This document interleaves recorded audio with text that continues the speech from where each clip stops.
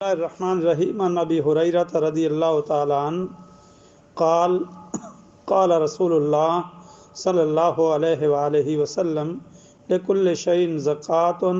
وزکاۃ الجسد الصوم وقال الصیام نصف الصبر رواہ ابن ماجہ والطبرانی والبیہقی وفی روایت صلوا تنجحوا وزکوا تفلحوا وصوموا تصحوا وسافروا تغنموا رواہ الربیع او کما قال۔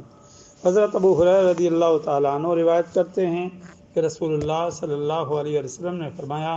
ہر چیز کی زکوٰۃ ہے اور جسم کی زکوٰۃ روزہ ہے، اور روزہ آدھا صبر ہے۔ اور ایک روایت میں ہے، نماز پڑھو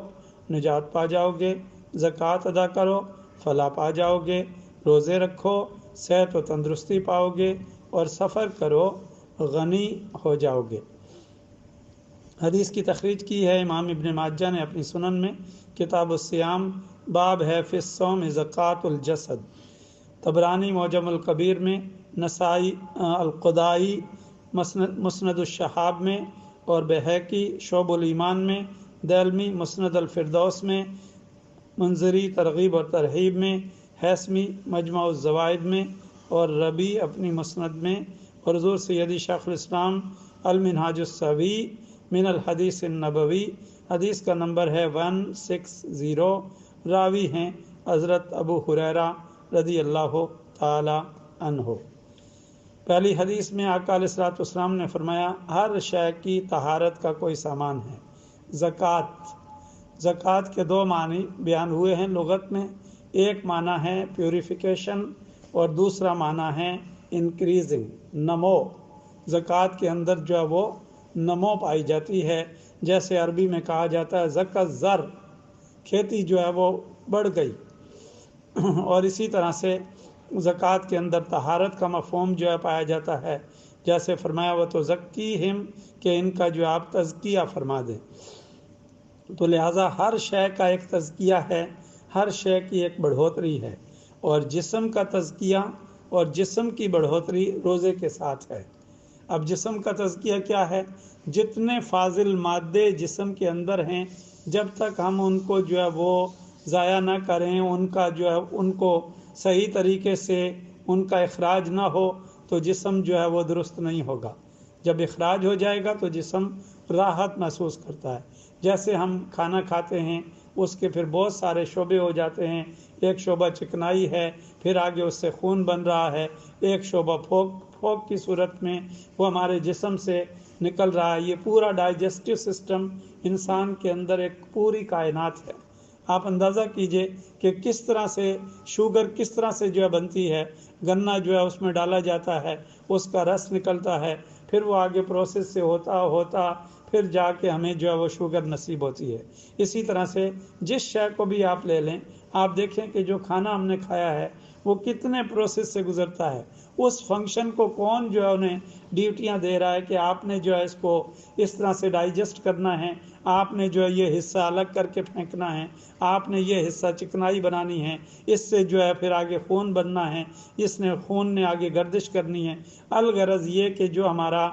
ڈائٹیشن کا سسٹم ہے، جو ڈائجیشن کا سسٹم ہے، وہ کون رن کر رہا ہے؟ یہ آٹومیٹک تو ہر چیز نہیں ہو رہی، بلکہ اللہ رب العزت کا نظام ہے۔ پھر دیکھیے ہمیں اگر ہم غلط چیز کھا لیں تو اس سے پھر اور خرابی ہو جاتی ہے۔ تو لہٰذا جو ہے اس سے دیکھیے کہ جسم کی جو زکوٰۃ ہے اس کو روزے کے ساتھ خود درست کیا جا رہا ہے، کہ جب بندہ 10 گھنٹے 12 گھنٹے یا 16 گھنٹے کھانے پینے سے رک جاتا ہے، تو پھر اس کے ذریعے سے بہت سارے فوائد جو ہے جسم کو نصیب ہوتے ہیں۔ ظاہراً تو لوگ کہتے ہیں کہ یہ آدمی بھوکا رہ رہا ہے، یہ کیسے برداشت کر سکتا ہے؟ جیسے کہ آپ دیکھتے ہیں بعض مذاہب کے اندر روزہ جو ہے آگ کی پکی ہوئی چیز کھانے سے جو ہے روزہ ٹوٹے گا، باقی جو مرضی کھاتے جاؤ۔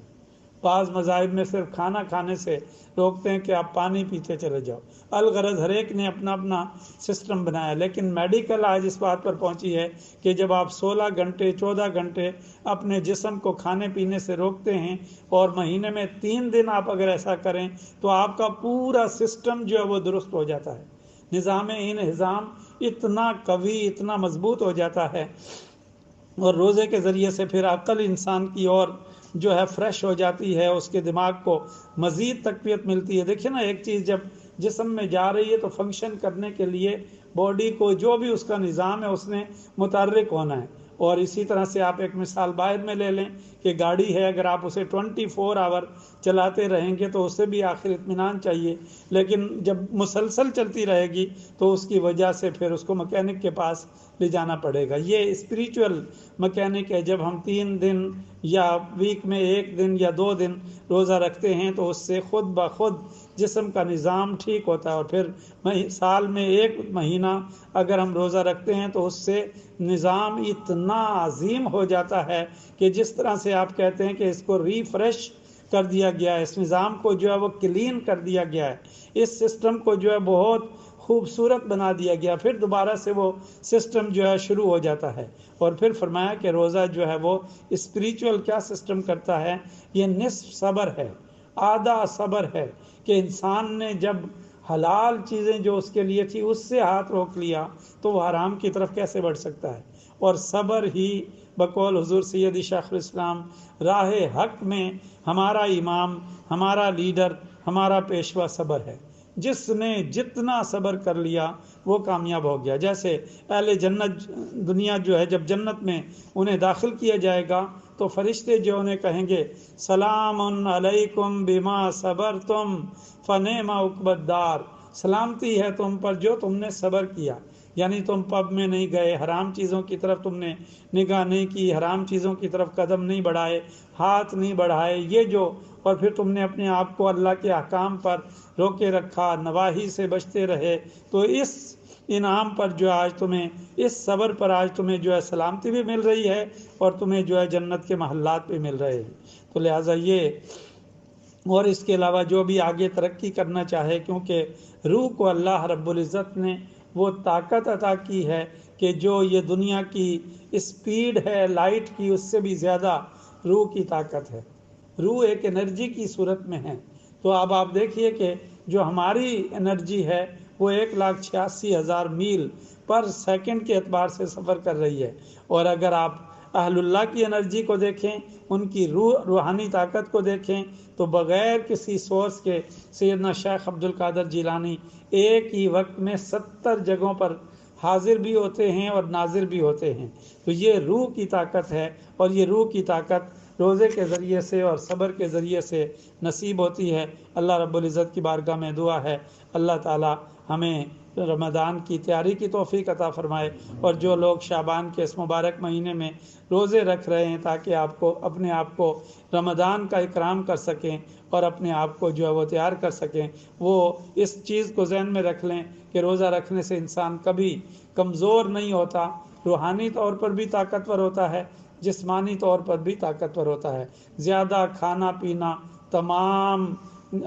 بیماریوں کی جو وہ جڑ ہے۔ جو لوگ ہر وقت کھاتے پیتے رہتے ہیں وہ اپنے آپ کو جو ہے وہ وضو کا بھی اتمام نہیں کر پاتے، اور بہت ساری بیماریوں کو، زیادہ کھانے سے مراد ہے بہت ساری بیماریوں کو دعوت دے رہے ہوتے ہیں۔ اور روزے کے ذریعے سے انسان جو اپنے آپ میں کنٹرول بھی حاصل کرتا ہے اور اللہ کی رضا کو بھی پاتا ہے۔ دعا ہے اللہ تعالیٰ وہ ہمارے بھائی اور بہنیں جو ابھی سے مینٹلی روزے کے لیے تیار نہیں ہیں، انہیں روزے کی، رمضان کی تیاری کی توفیق عطا فرمائے، کیونکہ گرمیوں میں یہ روزہ جو ہے وہ آئے گا، تو لہٰذا جتنا ہم اللہ رب العزت کے لیے اپنے آپ کو ریڈی رکھیں گے، اللہ تعالیٰ بھی ہمارے لیے خیر اور سلامتی کا دروازہ کھولے گا۔ آمین بجاہ سید المرسلین۔